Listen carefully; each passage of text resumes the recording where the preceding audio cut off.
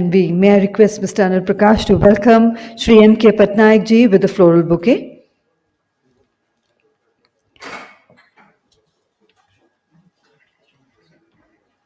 Ladies and gentlemen, this panel discussion is on satellite 5G use cases. Besides providing connectivity where purely terrestrial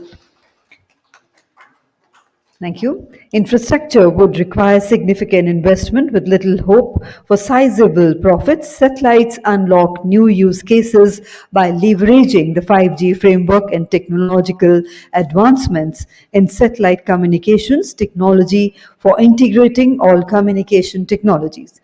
This session showcases some of these use cases, applications, and services, and the time duration for the session is approximately 30 minutes.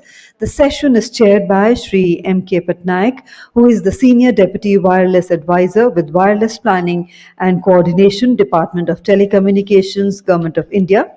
He has 25 years of experience in the segment of management and has worked in every domain of spectrum management, including wireless monitoring. He has rich experience in space as well as terrestrial communication. Mr. Patnaik is the co-chair of APG 23 Working Party 4 on satellite-related issues and vice chair of ITU Study Group 3. Mr. Patnaik's vision is to promote a friendlier business environment in the country by making government policies conducive to business through minimum government and maximum governance to have fair, transparent, and equitable mechanism of spectrum allocation and pricing.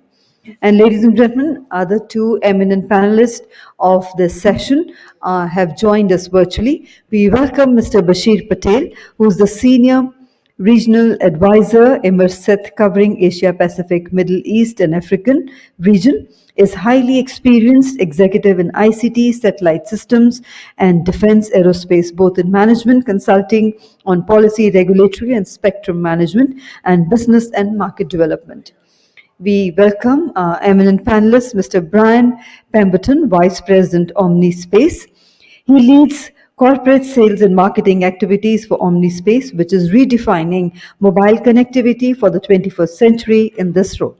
Mr. Brian is responsible for establishing the global distribution strategy, developing the product marketing strategy, and building the brand for the world's first seamless 5G-based One Global network. Mr. Brian brings about 20 years of experience in global wireless, terrestrial, and satellite communications to his role. And ladies and gentlemen, with those words of introduction, I hand over to our distinguished chair, Shri M.K. Patnaik, to carry forward the proceedings of the panel discussion. And may I remind you, sir, the time duration is 30 minutes. Over to you, sir.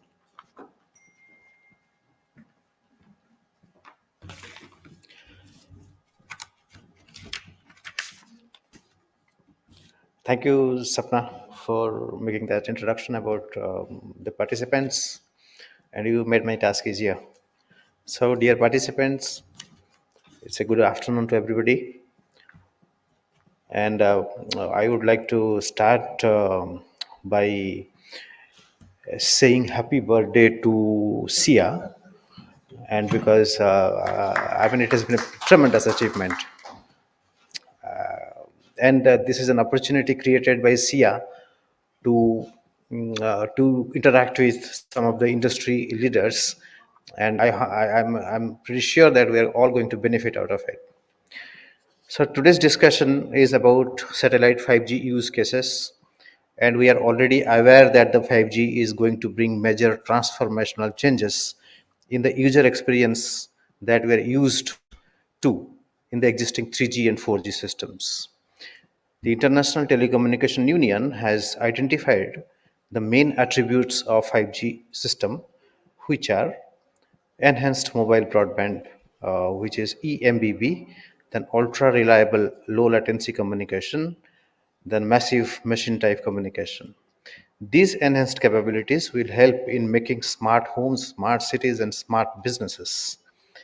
And the applications area will be industry automation, augmented reality, then self-driving cars, and more efficient and responsive cloud-based solutions.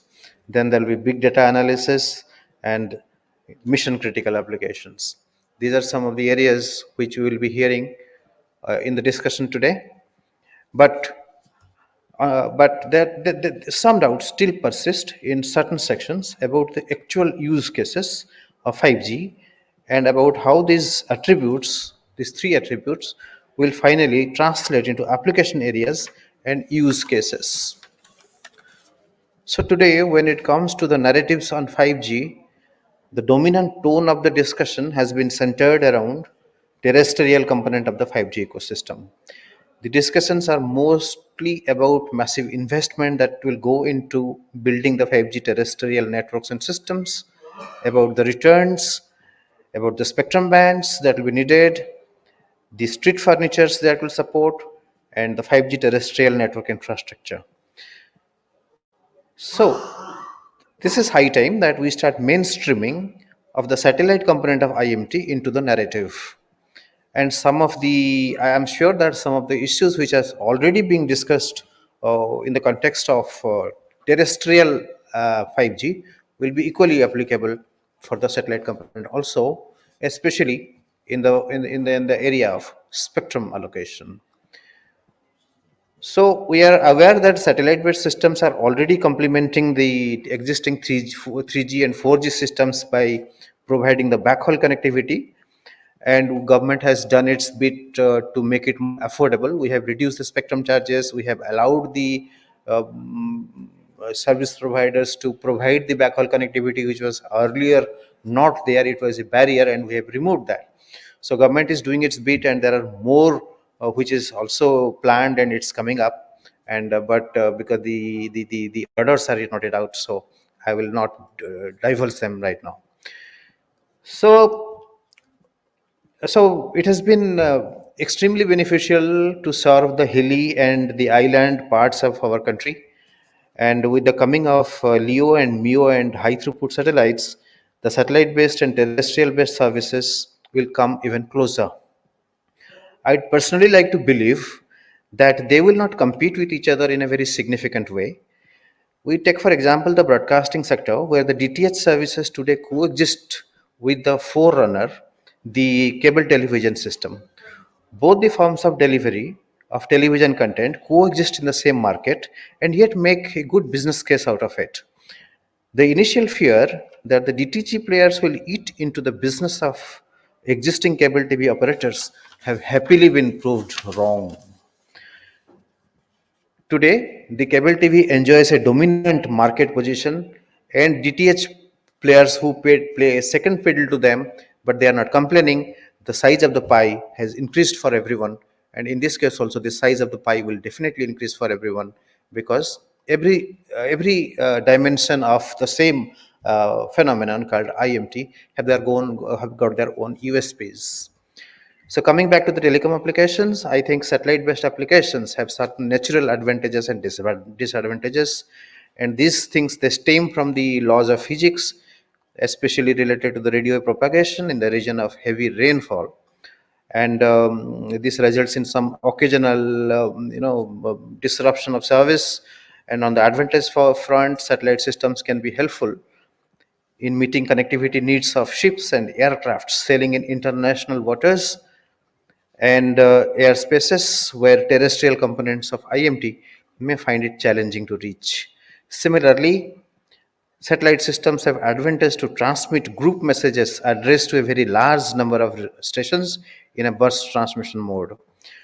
And last but not the least, satellite-based systems have shown more resilience in the times of natural calamities like our tropical storms and seasonal floods, to which we are not unaware of. We are very much aware of those scenarios, and I think Aarti touched upon these points in her presentation, and it was nice to understand them on the basis of facts and figures.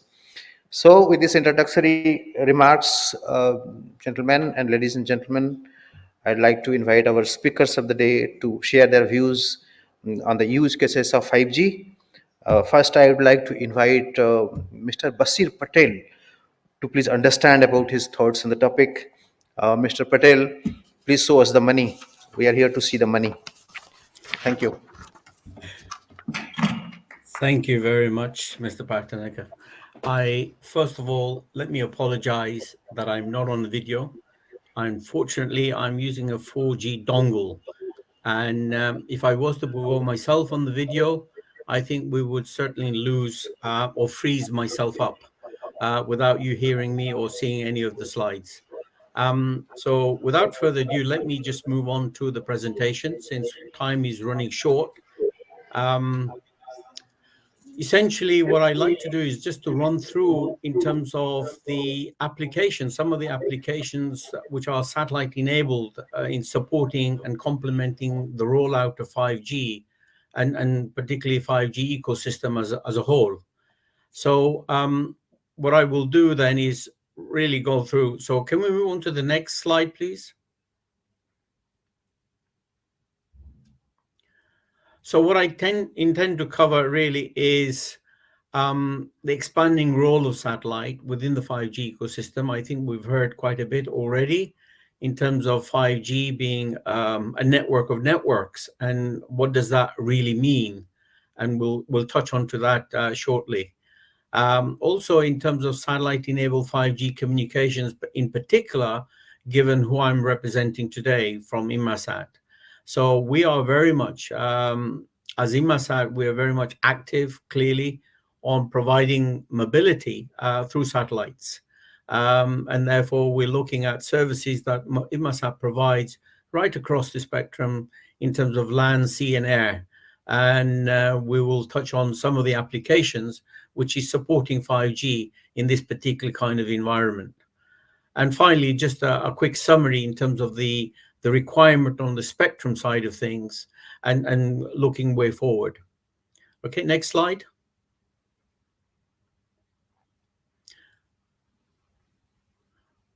Next slide.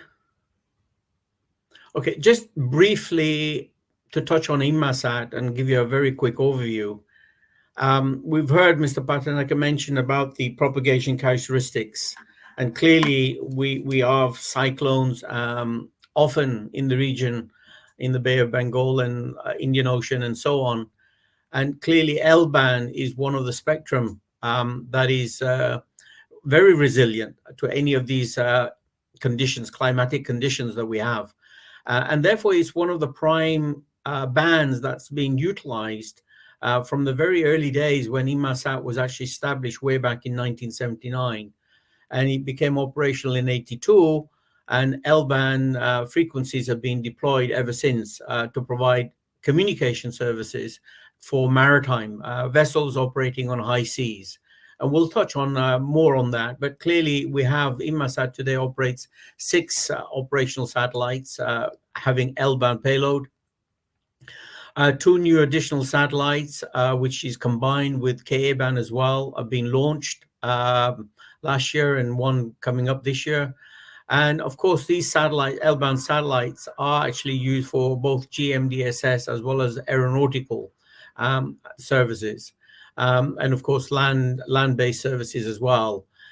It heavily relies on the C-band feeder link. And I think as Mr. Kiran Kumar mentioned, the feeder links and the C-band, the 6 gigahertz, are used actually, which carries basically the maritime safety information services, which goes from the gateway through the satellite in the C-band, in the 5925 to 6425 megahertz band. So you have important feeder link services carrying safety information to vessels operating in high seas, whether it's Indian Ocean, Pacific, or Atlantic, and so on, which is very important, given if a vessel is in distress, then that information is supplied, rescue information or the vessel location which is in distress is pointed out to all the other vessels in the vicinity of that vessel as well. So that information is carried, as I say, from the gateway through the satellite to all the other vessels in the L-band frequencies. Then we have the Ka-band satellites. Again, these are Global Express, primarily designed to provide broadband services, high-capacity broadband services, and we'll go more into detail on those. But there are a number of these satellites which have been launched and operational today, covering Indian Ocean and, of course, the Indian subcontinent. And finally, we have an S-band satellite, which operates in the 2 gigahertz, which is covering the Europe for the aviation market, European aviation market. And gradually that might well be expanded in the future. So what I have actually seen through in Inmarsat, really from joining Inmarsat in 85 right the way through up to now, is really evolution of technology, evolution of satellite space segment technology to terminal technology to gateway technology. Complete end-to-end, having designed and specified and invented systems that became operational. We were actually one of the first organizations in India in the early 90s to bring about a large dish mini M phone system for the villages. We had 600,000 villages in India in the early 90s, which had no communication whatsoever. So using in those days, VSNL and Inmarsat and of course DOT, we provided a communication service to the villages in those days. Next slide, please. So in terms of the core markets that Inmarsat services today, we're looking at land, as I said, land, sea and air. In the maritime segment, of course, we have many users of maritime services of Inmarsat, Indian Shipping Corporation, Coast Guards, offshore oil rigs, and so on. On land, enterprise, we have railways, disaster relief organizations, police forces, so on. And then the aviation, of course, number of airlines, national carriers are using that, including the Meteorological Office and so on. And then, of course, in the government side, we have the armed forces, both Army, Navy, and Air Force, as well as other government agencies, which are deploying Inmarsat services. And we'll look at those services in a minute. Next slide, please. So, satellite communication in India has been on for several decades, quite honestly, with the C-band, of course, which has now embedded as part of the national infrastructure. And it's critical because it's critical in providing services. L-band services, as I mentioned, also are critical for various applications, which the various user groups are using within India as well. So when we look at the importance of SATCOMs, it really is critical in supporting Indian economy. And we see that both from a government point of view, as well as industry, as well as rural remote communications. And when you translate that into the kind of operations that are going on, you can see here 50,000 gas stations are automated, networking, 2 trillion equity markets, banks, institutions are using. Again, India, for its Bollywood movie distribution annually, broadcasting services, villages which are being empowered for e-governance, VSAT services in banks, 5 billion ATM transactions annually being done. All of these kind of activities are through satellite systems. Next slide. Next. So let's look at the role of satellite in the 5G ecosystem. What we do see is, I think people tend to forget that the satellite is an important element in terms of a network architecture. And without that element addition, you actually cannot provide totally national coverage, given the size of India and given the distribution of the population in India. So 5G ecosystem has to support a heterogeneous set of access technologies, different access technologies, whether it's satellites or Wi-Fi, other forms of access technology and so on, to achieve basically to provide capacity, coverage, reliability, latency, and improvements in energy consumption. So you can see here that what we see is the 5G network will comprise of a public-private kind of partnerships. It's a network of networks. In terms of each verticals becomes a network in its own right. And therefore, when you look at the network slicing, because the core design of 5G is that you have network slicing. Each network slice is a vertical segment, and therefore a satellite is a component of that network slice. And that's what we have currently embedded within a 5G architecture.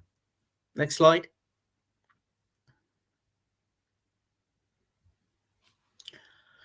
So we see here expanding role of satellites in the 5G ecosystem. On the left-hand side of the slide, you see various applications that have been ongoing up to now within India, whether it's for broadcasting, education, enterprises, and banking, and so on.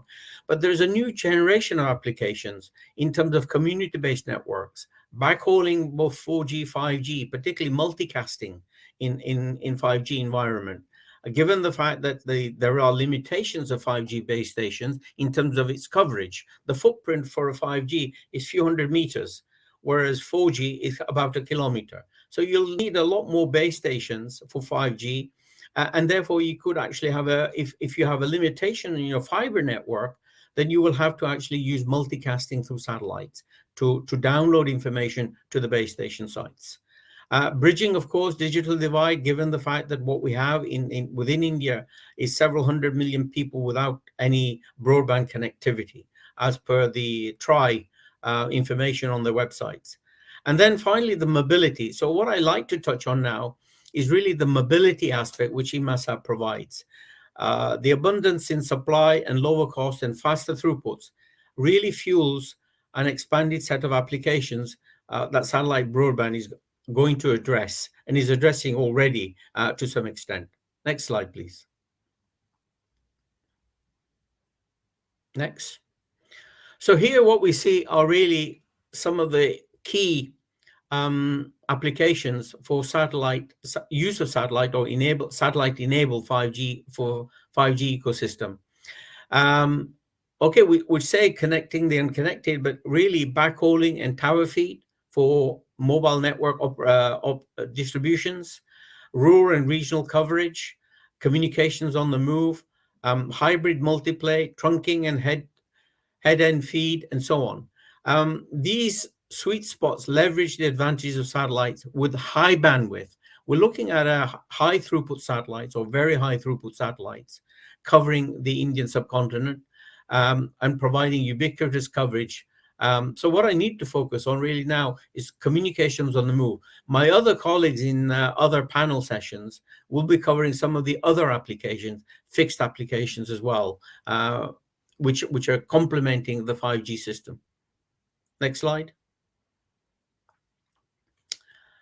Okay, when we look at the satellite communications on the move in the 5G system, we can see, of course, very high-speed links up to 1 gigabytes or more directly to the plane or train or vessels from geostationary or non-geostationary satellites.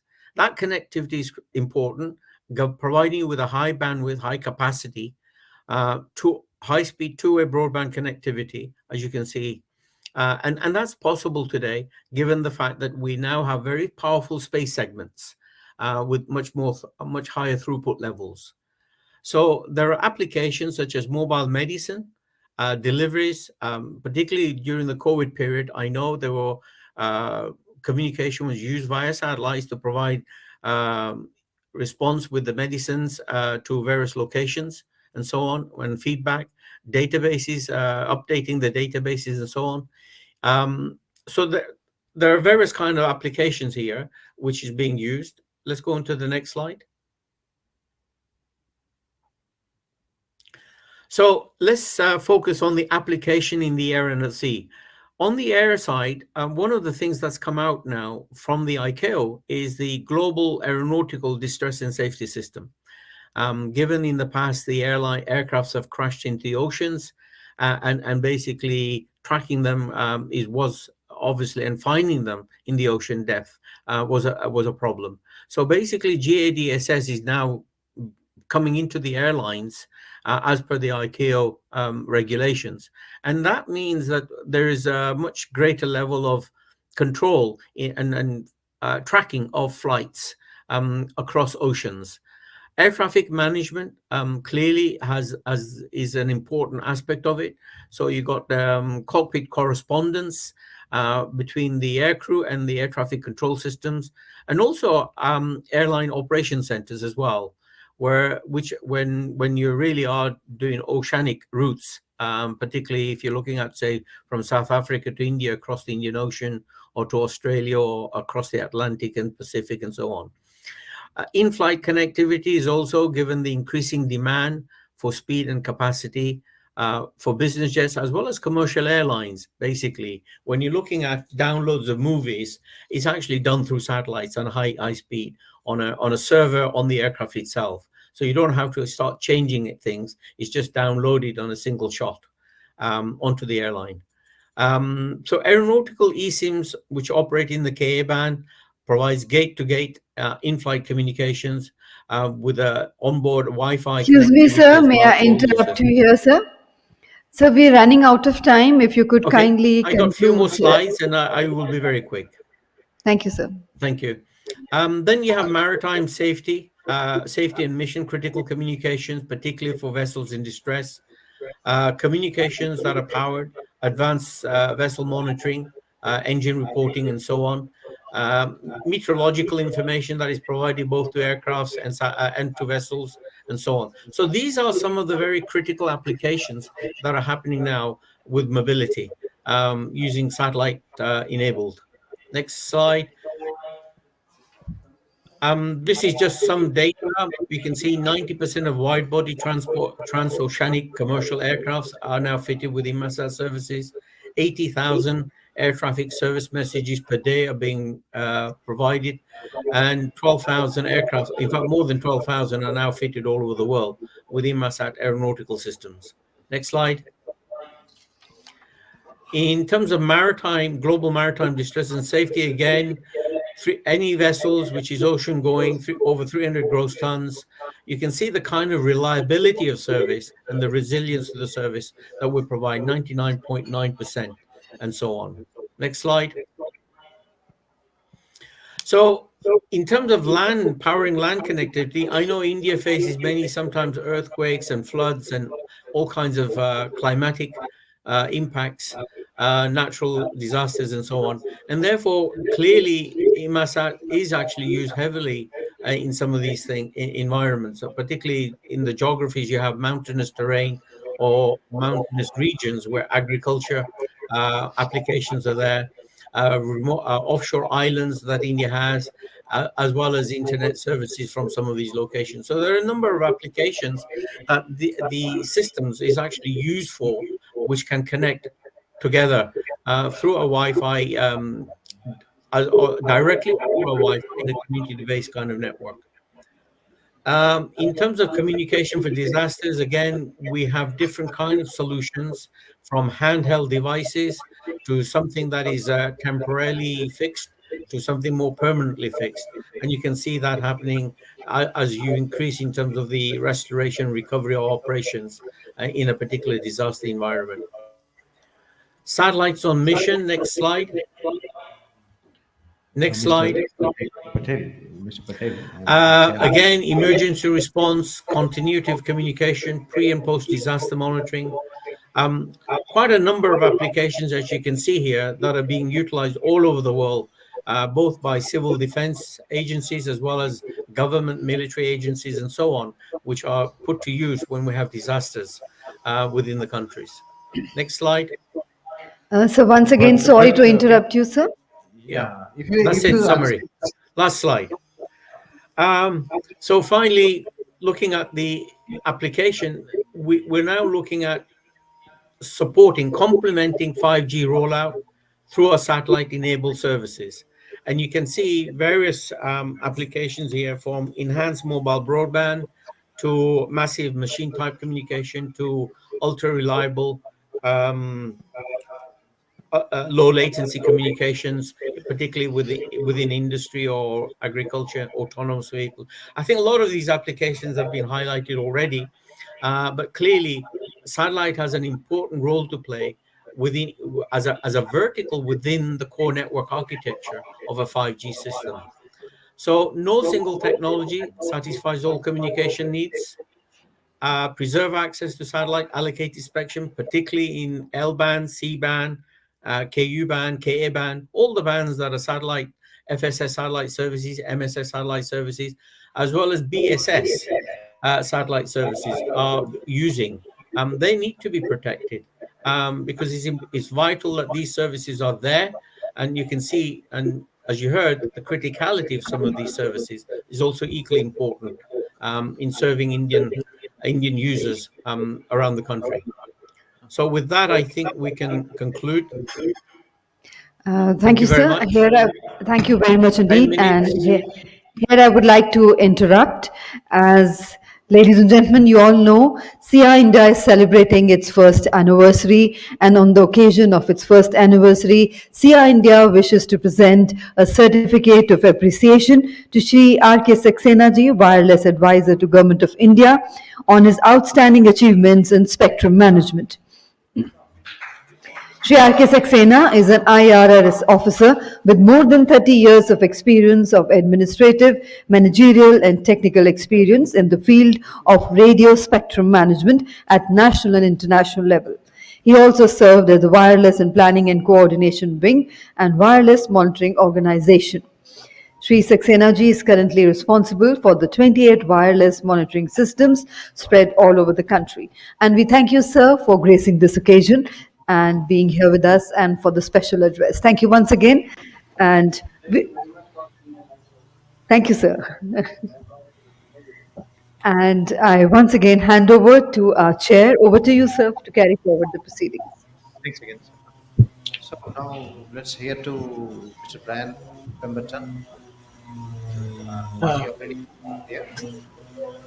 Okay. Very good. Good afternoon, everyone. Thank you for having Omnispace participate, and it's such an honor to be able to communicate with such an esteemed group today.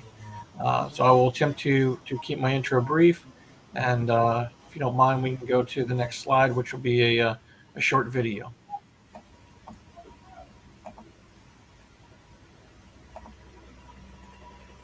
Looks like we missed the video. Is it possible to? Yeah, thank you.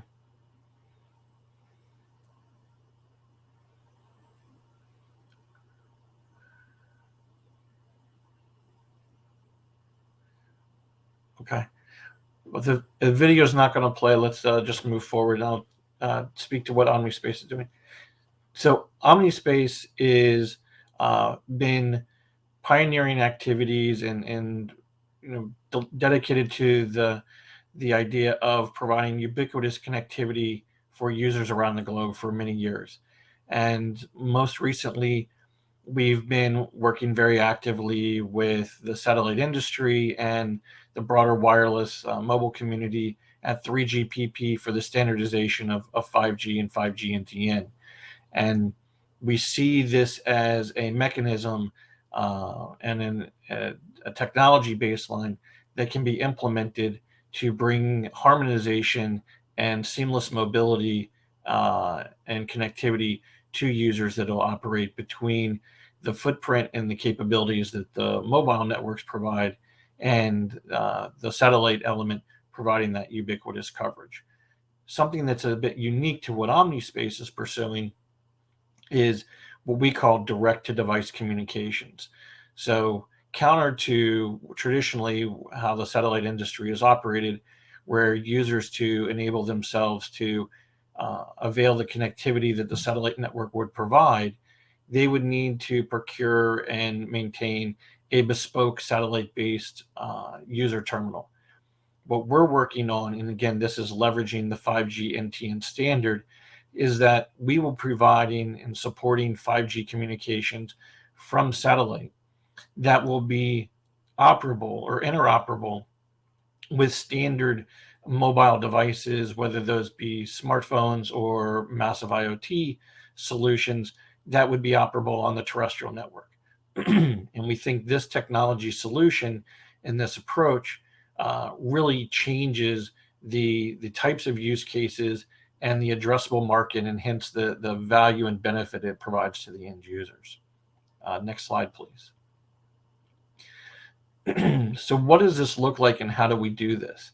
So today, terrestrial networks provide connectivity for greater than 90% of the population in many countries, and is as much as 99% of the population in some countries.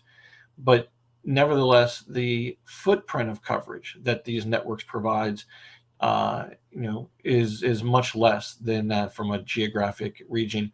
And we heard earlier comments from different panelists that this is due to economics for deploying the mobile networks to these regions, or just the geographic limitations that exist with being able to cost effectively deploy those networks. And so we envision the satellite network as kind of filling those gaps and extending that reach and resiliency of these mobile networks. And then we interconnect our network with the mobile networks around the world, that we effectively enable roaming of mobile subscribers to and from the networks, just as they roam between different mobile networks today, either in different countries or even within a country. And so it becomes a highly reliable and resilient connectivity experience for the end users, but it's also without having to do anything unique from the types of devices they're using or how they would enable them, the services, which would be just available through their current mobile operators. Next slide, please. So the types of services that we envision, again, really is focused around voice data and IoT services. So for many of these communities and users where no connectivity exists today, it's not necessarily a focus on broadband, but if you think of the slides from the survey that were shared earlier, most regions of the world that their primary feedback on where there needs to be benefits or enhancements in the mobile networks, it was in the area of coverage. And so providing some level of utility and connectivity for these parties is a huge first step. And again, we think that these services, these capabilities, what we call the direct to device, has tremendous applicability in the consumer enterprise and the government or national security spaces for users to either expand their use of the mobile networks, or in some cases where they're operating and utilizing bespoke networks today, they can transition that now to using the public or the private mobile networks, because the additional resiliency and footprint is now provided. Next slide, please. So the number of use cases really, we believe, is countless.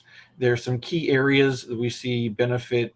Again, extending the footprint and the kinds of applications, whether it be mobile commerce or connectivity, communications, distress type communications, natural disaster alerts, etc., for smartphones and mobile handsets, but also areas of agriculture, construction, mining, heavy equipment, maritime, connected car, and natural disasters are just some of the few use cases that we think this type of solution of employing 5G in the manner in which consumers have become accustomed to today, and thinking about 5G directly to a device is very powerful and will really help accelerate the adoption of 5G services around the globe. Next slide, please. So again, in Omnispace, trying to keep a short intro here, we really think that this hybrid model of communications, this seamless interoperability of devices between satellite and terrestrial networks is really revolutionizes mobile connectivity for the years and decades to come. Thank you very much.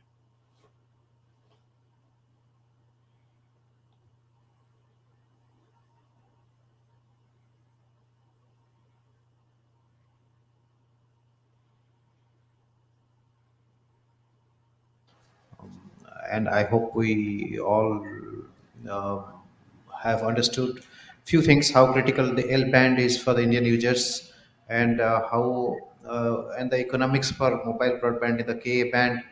And these are the topics which were covered by Mr. Patel in his presentation, and Mr. Pemberton. He spoke about the use cases that are uniquely enabled for satellite 5G, and how does satellite 5G services. But this is one question that perhaps we have understood well, that the 5G services, the economics for the mobile operators and the economics for the users, how they have impacted these two segments of the industry. This is one area where we have understood, and perhaps there may be more questions also on this. And then these are the topics which are covered, and they were very topical. They were very timely, and I understand that we are a little running behind schedule, so there might be some questions. Can we take some questions? Yes, sir. Have So you we received can some about like questions? 5 minutes. Okay, so 5 minutes we have of 5 minutes. questions. So I would like to understand from Mr. Pemberton first, that what is the expected timeline for these services to become available? Yes, thank you for that question. So as was stated earlier, the activities at 3GPP for release 17 is the release has just been frozen, so no more changes, and it's expected to be published in the next 3 months or so. Historically, product evolution and implementation for commercial availability of products lags by about 18 months from the time that a standard is set. We're actively working with a number of ecosystem partners or technology partners in the mobile wireless ecosystem to enable testing of those early generation devices in our labs to be able to demonstrate the functionality and the types of use cases that be enabled. But for broader commercial availability, timelines look like they would be late 24, early 25 is when the 5G NTN-based services will start to become commercially available.